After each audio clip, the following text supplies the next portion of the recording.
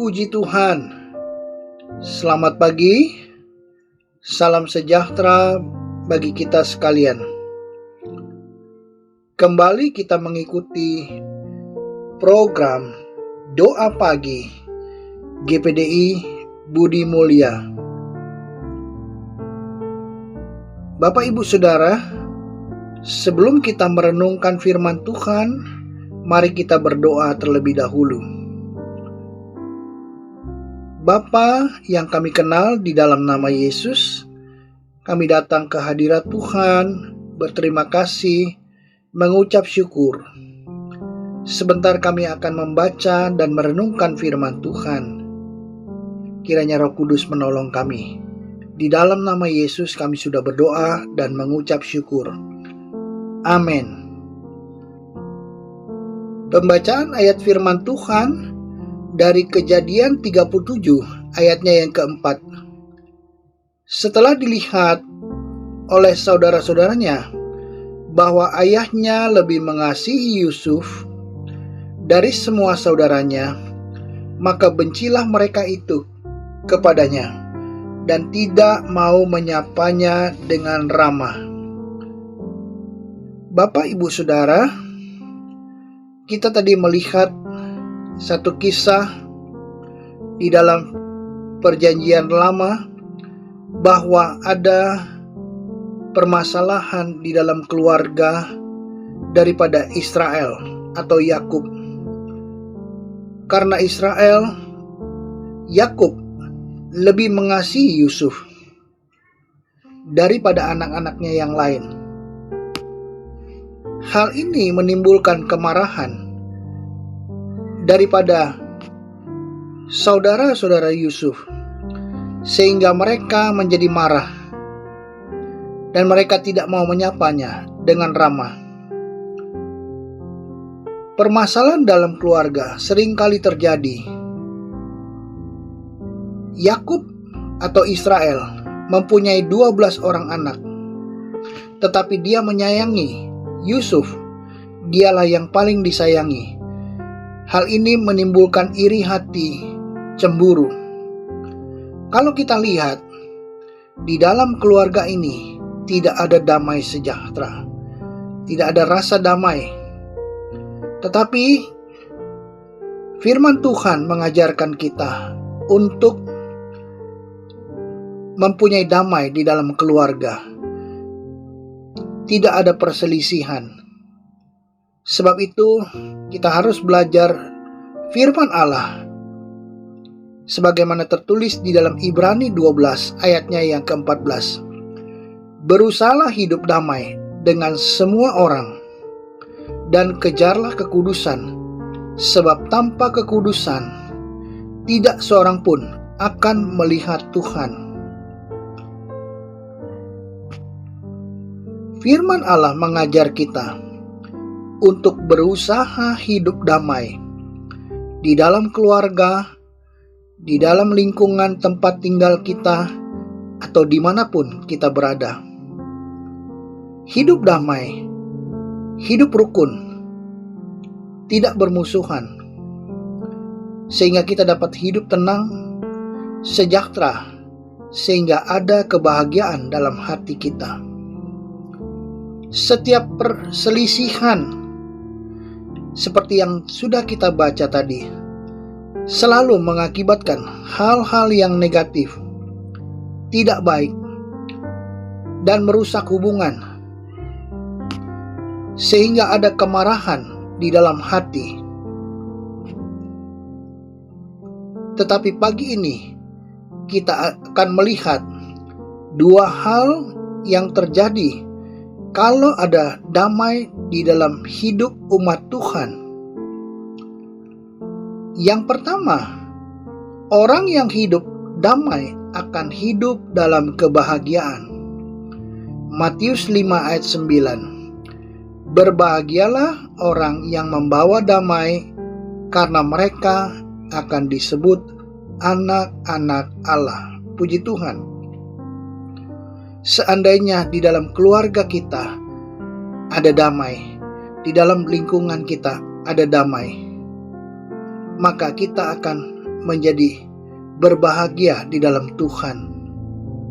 Mari kita berusaha menciptakan perdamaian. Tidak ada permusuhan, dapat akur, dan hidup tanpa berselisih dengan siapapun juga. Mungkin kita mengalami perbuatan jahat orang lain atau ketidakadilan. Kita harus hidup sabar untuk tidak membalas, sehingga damai itu dapat tercipta. Hati kita bisa tetap merasa damai kalau kita mampu mengendalikan diri kita. Puji Tuhan.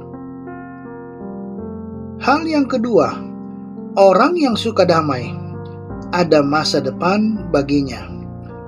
Dalam Mazmur 37 ayat 37, perhatikanlah orang yang tulus dan lihatlah kepada orang yang jujur, sebab pada orang yang suka damai akan ada masa depan.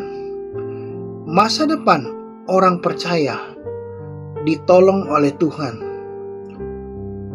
Tuhan sanggup memberkati masa depan orang yang berharap kepadanya. Kalau pada saat ini kita sehat, kita mampu bekerja dan melakukan aktivitas, itu semua adalah anugerah daripada Tuhan. Kita bekerja dan berdoa agar berkat Tuhan melimpah, sehingga ada masa depan yang baik di dalam Tuhan. Oleh karena itu, orang yang punya damai, yang bisa hidup damai dengan semua orang, akan mempunyai masa depan yang baik di dalam Tuhan. Tapi hal yang berbeda terjadi bagi orang yang tidak hidup sesuai firman Tuhan. Dalam Yesaya 57 ayat yang ke-21, di situ tertulis, tiada damai bagi orang-orang fasik itu, firman Allahku. Perbuatan fasik atau jahat tidak sesuai firman Tuhan akan membuat mereka tidak punya rasa damai dalam hati mereka. Orang fasik yang hidup dalam dosa tidak ada damai dalam hati mereka, sehingga mereka tidak dapat merasa tenang dalam hati mereka. Ada perasaan yang menuduh karena rasa bersalah yang mengikuti.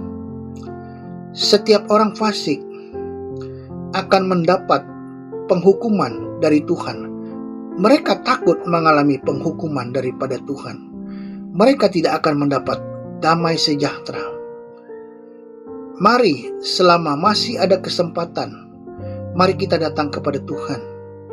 Kita gunakan waktu kita untuk mencari Tuhan, sehingga damai daripada Tuhan memenuhi hati dan pikiran kita.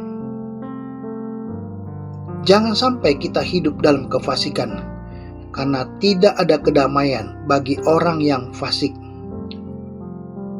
Di dalam Roma 14 ayat 19, sebab itu marilah kita mengejar apa yang mendatangkan damai sejahtera dan yang berguna untuk saling membangun. Mari kita mengejar kedamaian, hidup rukun dengan sesama, hidup tanpa pertikaian, tidak ada perseteruan dalam keluarga, sehingga hidup kita menjadi berkat. Puji Tuhan, mari kita tetap taat dan setia, sekali Yesus, tetap Yesus.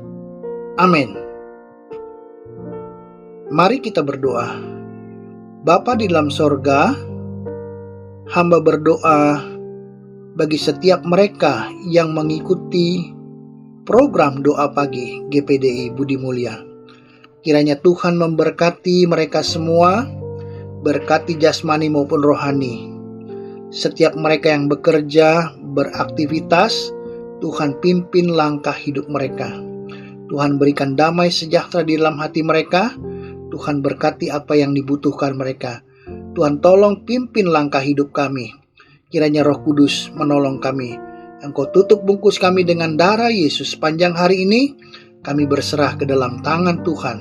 Kami serahkan hidup kami ke dalam tangan Tuhan. Kami percaya Engkau memberkati, Engkau menolong kami. Bahkan yang sakit Tuhan sembuhkan dan pulihkan. Kami berserah ke dalam tangan Tuhan, sehingga nama Tuhan dipermuliakan di dalam hidup kami. Kami mau melakukan firman Tuhan. Kiranya Tuhan menolong kami, berkati kami semua. Di dalam nama Yesus kami sudah berdoa dan mengucap syukur. Puji Tuhan.